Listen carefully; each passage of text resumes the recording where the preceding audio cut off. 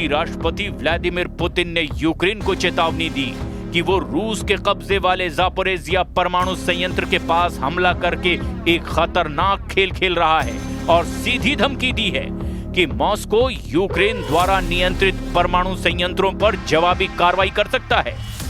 हम आपको ये भी बता दें कि ज़ापोरिज़िया एटमी संयंत्र जो यूरोप का सबसे बड़ा परमाणु ऊर्जा संयंत्र है, ये एक सप्ताह से ज्यादा समय से बाहरी बिजली स्रोतों से कटा हुआ है और इसे आपातकालीन डीजल जनरेटरों के द्वारा ठंडा किया जा रहा है, जिसे लंबे समय तक संचालन के लिए डिजाइन नहीं किया गया था। अगर इसमें धमाका हुआ तो यूक्रेन से लेकर रूस के कई हिस्सों में परमाणु तबाही आ जाएगी। वहीं यूक्रेनी विदेश मंत्री एंड्री सिबिहा ने कहा कि रूस ने जानबूझकर बाहरी बिजली आपूर्ति बाधित की क्योंकि वो स्टेशन को अपने ग्रिड से जोड़ने की तैयारी कर रहा था। कौन है कागज का शेर, रूस या NATO?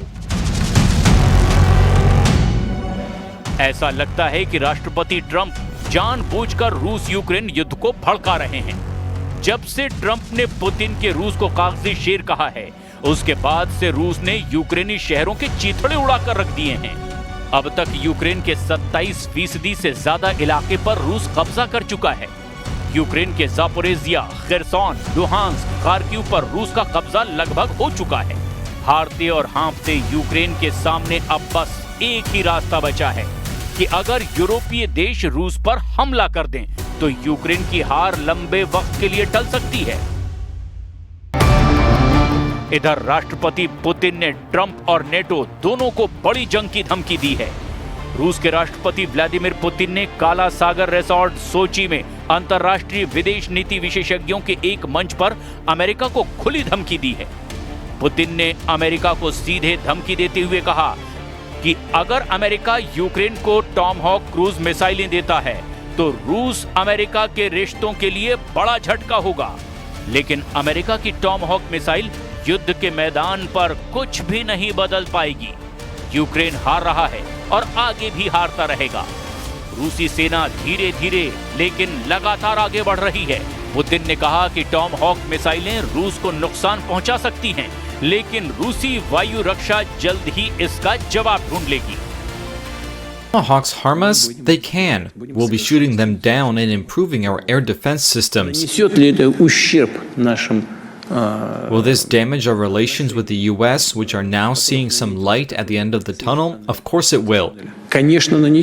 But how could it be otherwise? Using Tomahawks without the direct participation of American military personnel is impossible. रूस के काला सागर में मौजूद रिसोर्ट सोची में विदेश नीति विशेषज्ञों के एक मंच पर बोलते हुए पुतिन ने मजाक में कहा, मैं अब ऐसा नहीं करूंगा। फ्रांस, डेनमार्क, कोपेनहेगन, लिस्बन, जहां भी वे यानी कि रूसी ड्रोन पहुंच सकते हैं, वो शायद अब नहीं जाएंगे। पुतिन ने दावा किया कि रूस यूक्रेन में नेटो गठबंधन से लड़ रहा है। वहीं इस दौरान पुतिन ने अमेरिकी राष्ट्रपति के उस बयान का भी मजाक उड़ाया जिसमें कहा गया कि रूस एक कागजी शेर है। पुतिन का दावा है कि ये देखते हुए कि हम पूरे नेटो समूह के साथ युद्ध में हैं और आगे बढ़ते भी जा रहे हैं, आत्मविश्वास से भरे हुए हैं, और फिर भी हमें कागजी शेर कहा जा रहा है, तो फिर नेटो क्या है? पुतिन ने डेनमार्क के ऊपर रूसी ड्रोन उड़ानों के हालिया आरोपों को नेटो के रक्षा खर्च बढ़ाने के लिए तनाव बढ़ाने वाले प्रयासों का हिस्सा बताया।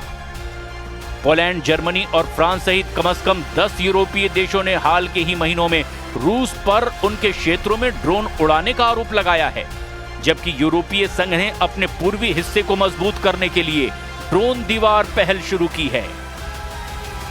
The paper tiger thing, I have already told you that Russia has been fighting not with Ukraine and the Ukrainian armed forces, but with all the NATO countries for all these years. Well, if we are fighting with the entire NATO bloc, we are moving, advancing, and we feel confident, and we are a paper tiger, then what is NATO itself?